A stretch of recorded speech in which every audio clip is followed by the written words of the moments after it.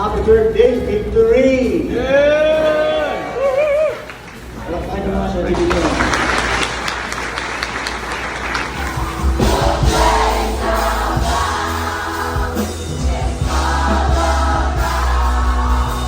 Desire that God will place in each one of you, Amen. where you are going to be so contagious that whoever you may talk to, reach out to, and share the gospel, they will be on fire as well. I can see a mental picture. The Lord prompted in my heart that there will be a fire burning in your heart that cannot be quenched. Praise God. And that fire, so contagious, it will so spread out easily, and nobody can put it off. Wow. And that's what God will do amidst of you. Amen. Amen.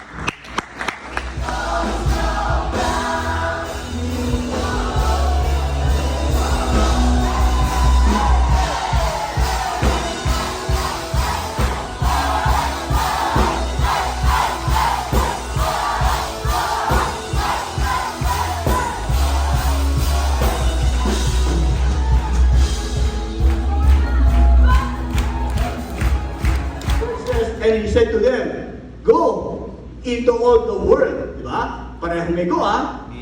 Pero this time binanggit na, and proclaim the gospel to the whole creation. Mas mabilis na laganap ang panganap ng Ebanghelyo kung tayo ay magdidisipulo.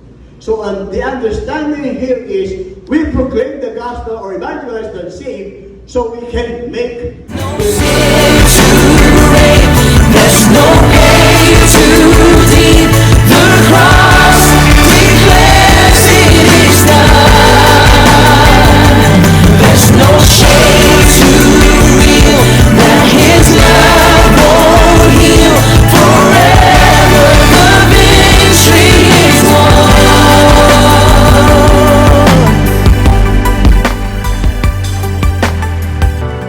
It is finished.